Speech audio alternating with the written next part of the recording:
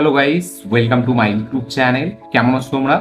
এখন আমরা কথা বলবো হচ্ছে ইন্ডিয়ান এবং ইন্টারন্যাশনাল সিনেমার অনেকগুলো লেটেস্ট আপডেটস নিয়ে। তো এতে 2-3 দিন পুরনো আপডেটও আছে এবং তার পাশাপাশি একদম লেটেস্ট আপডেটও আছে। তো অনেকগুলোই আপডেট আছে। তো চলো ভিডিওটা শুরু করা যাক। সবথেকে প্রথম আপডেট হচ্ছে অজয় দেবগন স্টারার রিসেন্টলি যে ফিল্মটা অ্যানাউন্সমেন্ট আমরা দেখলাম, যেটার নাম হচ্ছে চৌহান, যেটা আনন্দ এলরায় প্রডিউস করেছে। জিও স্টুডিও যারা ধুরন্ধর প্রডিউস করেছে তারাও করেছে।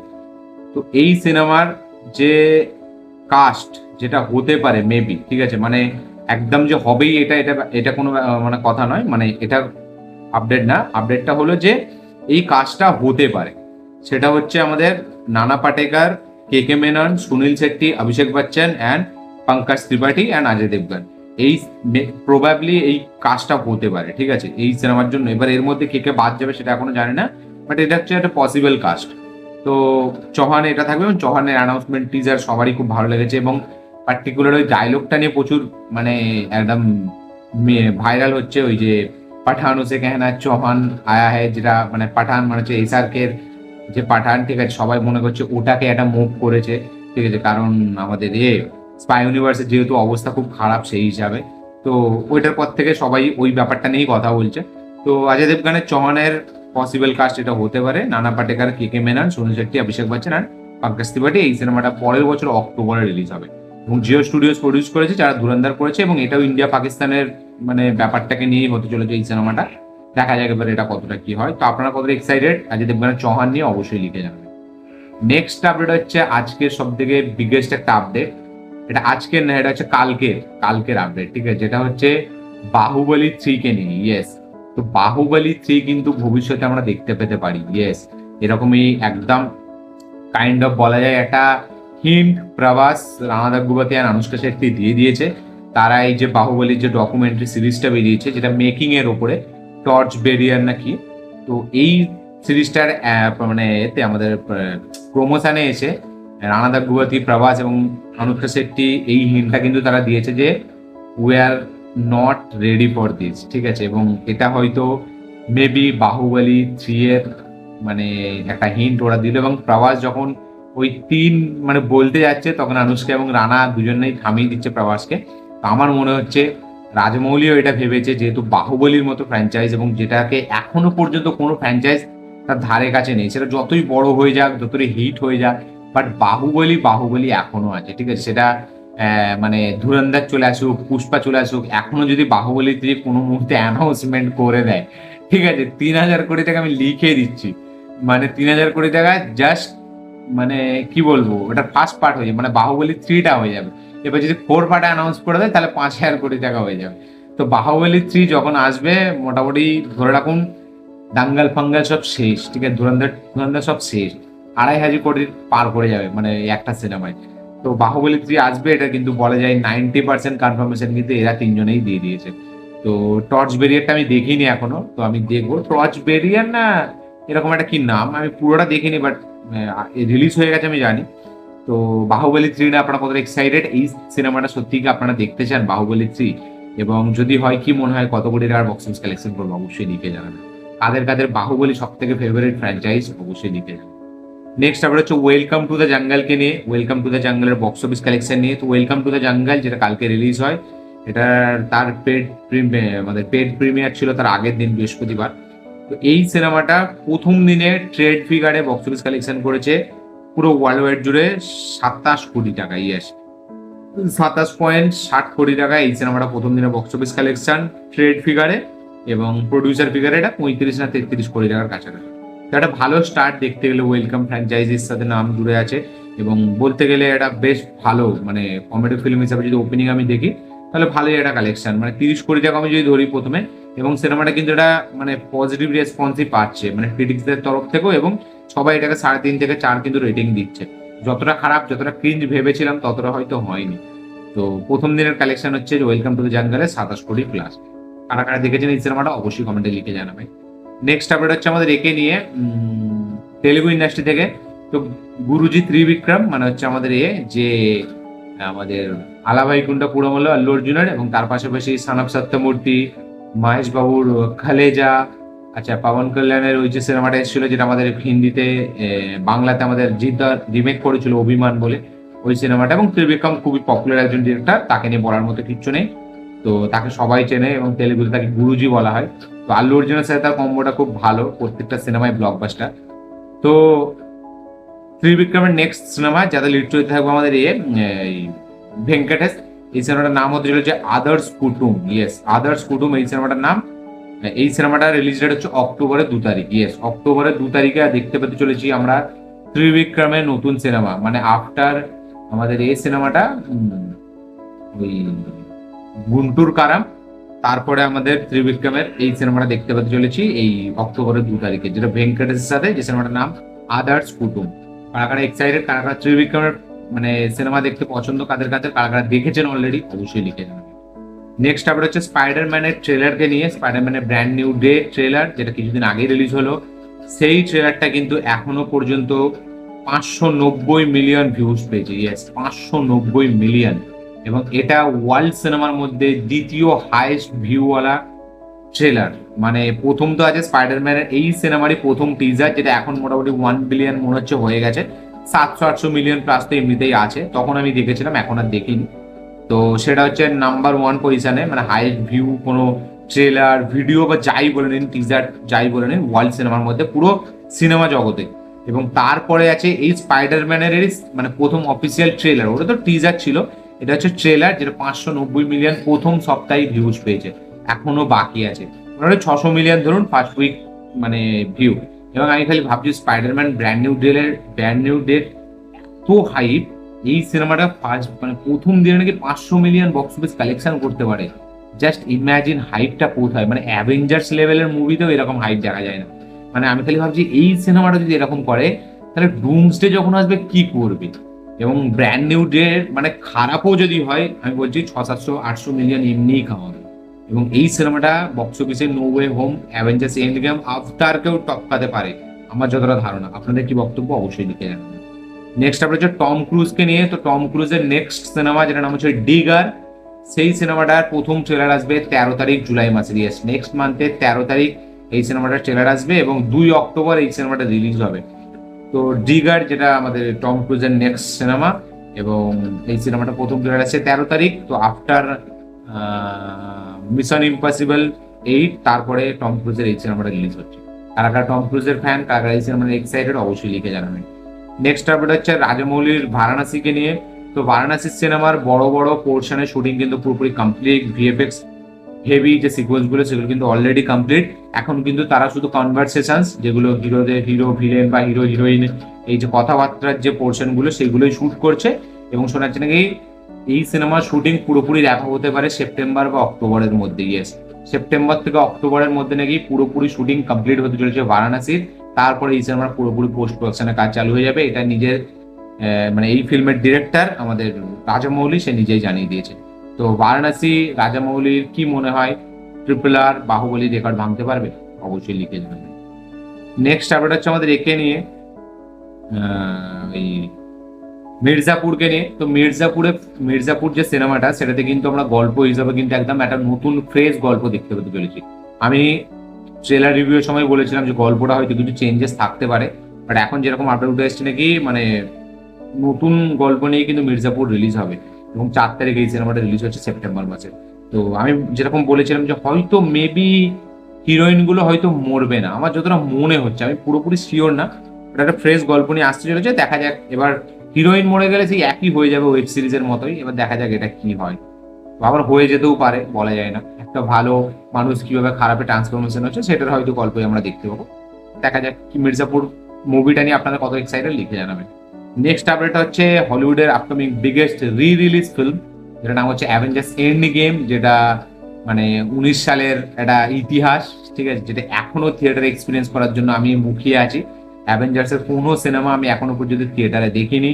আমি বিশাল লেভেলে এক্সাইটেড। মানে ডুমসডে, মানে যত সিনেমা আসছে আপকামিং, দুটো সিনেমার জন্য আমি সব থেকে বেশি এক্সাইটেড। যেটা প্রথম হচ্ছে এন্ড গেম, এই আমাদের ডুমসডে, যার মতো এক্সাইটেড আমি কোনো সিনেমা নিয়ে নয় বাকি। এবং দ্বিতীয় হচ্ছে আল্লু অর্জুন অ্যাটলির ফিল্মটা। তো অ্যাভেঞ্জার্স এন্ড গেম রিলিজ হচ্ছে, বাট এর টাইটেলটা কিন্তু চেঞ্জ করা হয়েছে। টাইটেল কিন্তু এখন হতে চলেছে end game encore. Yes, end game encore এর টাইটেল হতে চলেছে। এবং এই ভার্সনে কিন্তু নতুন ফুটেজ অ্যাড করা হবে, যেটা কিন্তু ডাইরেক্ট কানেকশন থাকবে ডুমসডের সাথে, ইয়েস। এবং এই সিনেমাটা 25 সেপ্টেম্বর থিয়েটারে রিলিজ হচ্ছে। আমি জাস্ট মানে এক্সাইটেড হয়ে বসে আছি কবে এই সিনেমাটার আমি অ্যাডভান্স বুকিং কাটবো। এবং এই সিনেমাটা মানে থিয়েটারে এক্সপিরিয়েন্স করা জাস্ট মানে একটা কি বলবো, একটা বিভৎস লেভেলের ব্যাপার। তো আমি তো এমন একটা স্টেডিয়াম মানে এমন একটা থিয়েটার খুঁজছি যেতে যেন ফুল মার্ভেল ফ্যান এবং মানে ফুল অডিয়েন্স থাকে। যেরকম আমি মানে ডক্টর স্ট্রেঞ্জ যখন দেখতে গেছিলাম ভার্সন 2টা ওই স্টার থিয়েটারে, তখন ওরকম ক্রেজ ছিল, ডেডপুলও এরকম ক্রেজ ছিল স্টার থিয়েটারে। আমি ভাবছি ওখানেই যাবো, দেখা যাক কি হয়। বাট এই সিনেমাটা থিয়েটারে দেখবো পুরো গ্যারেন্টি। নেক্সট আপডেট হচ্ছে আমাদের একে নিয়ে, আল্লু অর্জুনকে নিয়ে। তো প্রডিউসার দিল রাজু, সে তার একটি প্রডিউস করা সিনেমা যার নাম হচ্ছে আরিয়া। লিড করতে ছিল আল্লু অর্জুন, ডিরেক্টর হচ্ছে সুকুমার। তো আরিয়ার পর থেকে আল্লু অর্জুন এত ফেমাস। তো আরিয়ার ক্যারেক্টারটার ওপর নাকি একটা অ্যানিমেটেড আমাদের ফিল্ম আসতে চলেছে, একটা অ্যানিমেটেড ওয়েব সিরিজ বা কাইন্ড অফ একটা ফিল্ম এটা আসবে, যেটা সুকুমারই ডিরেক্ট করবে এবং দিল রাজু সেটাকে প্রডিউস করবে। এবং এটা নাকি অনেক উন্নত মানের একটা অ্যানিমেটেড ফিল্ম হবে, যেটা কিনা ওয়ার্ল্ড ওয়াইড জুড়েও মানে মানুষে দেখবে এবং ওয়ার্ল্ড ওয়াইড জুড়ে তারা রিলিজ করবে এবং ওয়ার্ল্ড লেভেলের একটা অ্যানিমেটেড সিরিজ তারা বানাতে চলেছে। তো একটা সিনেমা রিলিজ হবে আরিয়ার চরিত্রটাকে নিয়ে, অ্যানিমেটেড ফিল্ম, যেটা প্রডিউস করবে আমাদের দিল রাজু এবং ডিরেক্ট করবে সুকুমার। তো কি বক্তব্য আপনাদের এই আইডিয়াটা মানে এই আপডেটটা জানার পর আপনারা কত এক্সাইটেড এবং কারা কারা আরিয়া দেখার পর আল্লু অর্জুনের ফ্যান হয়েছেন অবশ্যই কমেন্টে লিখে জানাবেন। নেক্সট আপডেট হচ্ছে আমাদের একে নিয়ে, RC-17 কে নিয়ে। RC-17 যেটা হচ্ছে রামচরণের ফিল্ম, যেটা ডিরেক্ট করেছে হচ্ছে পুষ্পার ডিরেক্টর সুকুমার, এই আরিয়ারই ডিরেক্টর। তো RC-17 মানে হচ্ছে রামচরণের 17তম সিনেমা, সেটা নাকি পুষ্পা 2 এর থেকেও বেশি বড় লেভেলের সিনেমা হতে চলেছে, বড় বাজেট এবং বড় স্কেলেও সিনেমাটা রিলিজ হতে চলেছে। এই সিনেমাটাই নাকি খুব দামি মানে খরচা করা হবে, অনেক বড় স্কেলে রিলিজ হবে এবং পুষ্পা 2 এর থেকেও নাকি অনেক মানে বড় স্কেলের বড় মাপের একটা সিনেমা হবে এই সিনেমাটা। যে সিনেমাটা রিলিজ ডেট হচ্ছে 2027 দিওয়ালি, ইয়েস 2027 দিওয়ালিতে রিলিজ হবে RC-17, যেটা আমাদের এই সিনেমা শুটিং চালু হবে দশেরা থেকে, মানে অক্টোবর মাস থেকে এই সিনেমা শুটিং চালু হয়ে যাবে এবং 2027 দিওয়ালিতে রিলিজ হবে। এবং আমার মনে হচ্ছে এই সিনেমাটার মাধ্যম দিয়ে রামচরণের প্রপার কামব্যাক হতে চলেছে। মানে RRR এর পর তার এখনো কামব্যাক হয়নি। পেড্ডি থেকে বলা যায় হালকা, পেড্ডির থেকে তো গেম চেঞ্জারও পেড্ডির মতোই কালেকশন করেছিল, বাট যদিও গেম চেঞ্জারে ভেজাল ছিল, বাট আমার মনে হচ্ছে প্রপার যে কামব্যাক মানে RRR এর মতো সেটা হচ্ছে RC-17 থেকেই হবে। আপনাদের কি বক্তব্য এটা নিয়ে অবশ্যই কমেন্টে লিখে জানাবেন। তো পুষ্পা 2 এর থেকেও বড় ফিল্ম বানাচ্ছে বা সুকুমার, কি রিয়াকশন আপনাদের লিখে জানাবেন। এবং এই সিনেমাটা কিন্তু দুটো পার্টে আসবে, দুটো পার্টে রিলিজ হবে RC-17 পুষ্পার মতো। নেক্সট আপডেট হচ্ছে OG-2 কে নিয়ে। তো OG-2 এর কিন্তু অফিসিয়াল অ্যানাউন্সমেন্ট হয়ে গেছে। OG-2 মানে হচ্ছে সুজিত সিনেমাটিক ইউনিভার্সের ফিল্ম হতে চলেছে, যেটা ব্লাডি রোমিওর পরে রিলিজ হবে OG-2 এবং এটাও কিন্তু একটা খুব high octane action thriller film হতে চলেছে। এবং আমাদের মানে এই সিনেমাটাতে মেবি আমরা প্রভাসের কেমিও দেখতে পেতে চলেছি সাহু ক্যারেক্টারে। এবং এই সিনেমাটা এটাও হতে পারে যে পাবন কল্যাণের হাইস্ট ক্রসিং সিনেমা, কারণ OG এমনিতেই 300 কোটি প্লাস বক্স অফিস কালেকশন করেছিল এবং ফিল্মের যে ব্যাকগ্রাউন্ড মিউজিক টেকনিক্যাল ডিপার্টমেন্ট খুবই স্ট্রং ছিল। দেখা যাক OG-2 এর গল্পটা যদি সলিড হয়, কারণ সুজিতের সিনেমার গল্প একটু কমজোর হয়, গল্পটা যদি হেভি হয় তাহলে এই সিনেমাটা কিন্তু 500 কোটি খুব ইজিলি মেরে দেবে। এবং প্রভাসের মতো স্টারের একটা নাম জুড়ে আছে এই সিনেমাটিক ইউনিভার্সের সাথে, আবার নানি জুড়েছে। তো সবকিছু মিলে খুবই এক্সাইটেড, দেখা যাক OG-2 কিরকম হয়। বাট এর অফিসিয়াল অ্যানাউন্সমেন্ট কিন্তু হয়ে গেছে, নভেম্বর থেকে শুটিং চালু হয়ে যাবে। নেক্সট আপডেট হচ্ছে খুব একটা সারপ্রাইজিং আপডেট, যেটা হচ্ছে স্যাডি সিংকে নিয়ে হলিউড থেকে। তো স্যাডি সিংকে যে ক্যারেক্টারটা যেটা আমরা স্পাইডারম্যানে দেখতে পেতে চলেছি, শোনা গেছিল জিন গ্রের ক্যারেক্টার হবে, বাট এখন কিন্তু রিপোর্ট উঠে আসছে সেটা নাকি ওয়ান্ডা ম্যাক্সিমফের আমাদের ইয়াঙ্গার ভার্সনের একটা ক্যারেক্টার হতে চলেছে। ইয়েস, ওয়ান্ডা যাকে আপনারা সবাই চেনেন অ্যাভেঞ্জার্স এজ অফ আল্ট্রন থেকে। তো ওয়ান্ডার ক্যারেক্টারের যে ইয়াঙ্গার ভার্সন সেইখানে নাকি আমরা স্যাডি সিংকে দেখতে পেতে চলেছি। ইয়েস, মানে ইয়াং বয়সে আমরা স্যাডি সিংয়ের চরিত্র দেখবো এবং মানে যখন তার একটু বয়স হয়ে গেছে 30 পার করে গেলে তখন আমরা মানে ওয়ান্ডা ম্যাক্সিমামের চরিত্র আমরা একে দেখতে পেতে চলেছি। ওই নামটা ভুলে যাচ্ছি আমি, এলিজাবেথ ওসলেনকে। তো স্পাইডারম্যান ব্র্যান্ড নিউ এর তরফ থেকে এরকমই এখন রিপোর্ট উঠে আসছে যে জিন গ্রে না ওয়ান্ডা ম্যাক্সিমামের চরিত্র আমরা দেখতে পাবো নাকি আমাদের স্যাডি সিংকে। দেখা যাক আলটিমেট কোন চরিত্র আমরা স্যাডি সিংকে দেখতে পাবো। আপনারা কোন চরিত্র দেখার জন্য এক্সাইটেড লিখে জানাবেন। নেক্সট আপডেট হচ্ছে আমাদের আওয়ার আপান 2 কে নিয়ে। তো ইমরান হাসমির স্টারার ফিল্ম আওয়ার আপান 2, দিশা পাটানি আছে নায়িকা হিসেবে। তো আওয়ার আপান 2 এর অফিসিয়াল টিজার আসছে 29 তারিখে। 29 তারিখের অফিসিয়াল টিজার আসছে এবং এই সিনেমাটা রিলিজ হবে হচ্ছে আমাদের এর সময় আগস্টে। 15ই আগস্ট মেবি এই সিনেমাটা রিলিজ হবে, 15ই আগস্ট। তো আবার পার্ট 2 এর টিজার দেখার জন্য কারাগার এক্সাইটেড লিখে জানাবে। নেক্সট আপডেট হচ্ছে হ্যাওয়ানকে নিয়ে, যেটা প্রিয়দর্শনের ফিল্ম, যাতে লিড চরিত্রে আছে অক্ষয় কুমার এবং সাইফ আলী খান।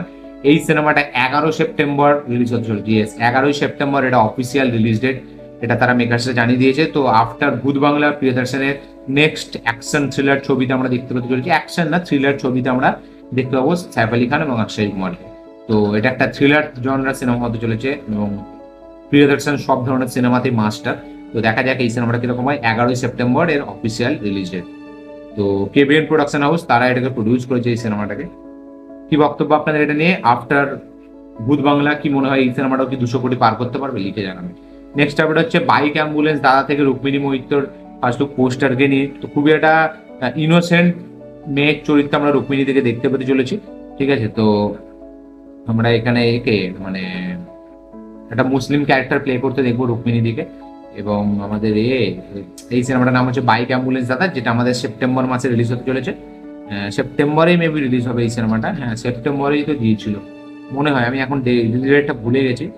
বাট এই সিনেমাটা একটা মানে ওই বায়োপিক হতে চলেছে একটা লোকের, যে কিনা বাইক নিয়ে অ্যাম্বুলেন্সের কাজ করতো। দেবদা আর রুক্মিণী মেন লিড চরিত্রে আছে। তো এই ক্যারেক্টারের নাম এখনো জানা যায়নি, বাট মানে আমাদের একটা ফার্স্ট লুক পোস্টার তারা ছেড়েছে। তো বেশ ভালো লাগে। রুক্মিণী দিকে খুব কিউট, খুব বিউটিফুল একটা ইনোসেন্ট চরিত্র আমরা দেখতে পাচ্ছি এবং একটা নতুন ভাবে রুক্মিণী দিকে আমরা দেখতে পাচ্ছি। এবং রুক্মিণী দি এমনিতেই সব সিনেমার জন্য খুব দারুণ, মানে নিজেকে হেভি অনেকটা নিজের 100% সবসময় দেয়, এটা আমরা দেখেছি।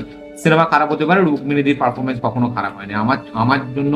মানে আফটার কি বলবো, কোয়েল দি, রুক্মিণী দি একমাত্র এমন একজন অ্যাক্ট্রেস।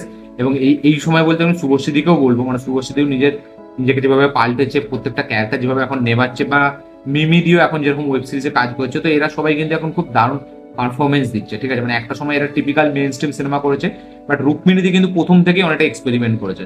তো এই জন্য আমার রুক্মিণীদিকে এত ভালো লাগে। তো এখানে আমরা তাকে দেখতে পাচ্ছি খুবই একটা কিউট, একটা ইনোসেন্ট, একটা গার্ল এটা লাগছে এবং খুবই বিউটিফুলি তাকে প্রেজেন্টও করা হয়েছে, দারুণ লাগছে। বেশ, আমার তো বেশ ভালো লেগেছে পোস্টারটা। আপনাদের কি বক্তব্য লিখে জানাবেন। নেক্সট আপডেট হচ্ছে নেলসনকে নিয়ে। তো নেলসন একটা সিনেমা করার কথা ছিল জুনিয়র এনটিআর কে নিয়ে, সেই সিনেমাটা এখন জুনিয়র এনটিআর কে নিয়ে হচ্ছে না, সেই সিনেমাটা এখন হবে সূর্যাকে নিয়ে। ইয়েস, কেন? কারণ জুনিয়র এনটিআর ত্রিবিক্রমের সাথে একটা সিনেমা করবে, যেটা গড অফ ওয়ার এখনো পর্যন্ত ইনিশিয়াল টাইটেল রাখা হয়েছে। যে সিনেমাটা একদম মানে মহাভারতের উপর কাইন্ড অফ বেস করে বানানো হবে। তো এটা প্রথমে আল্লু অর্জুনকে নিয়ে হওয়ার কথা ছিল, বাট আল্লু অর্জুনের যেহেতু ডেট নেই এখন, তারপরে এই সিনেমাটা মানে জুনিয়র এনটিআর এর কাছে এবং ত্রিবিক্রমের সাথে জুনিয়র এনটিআরই এই সিনেমাটা করবে।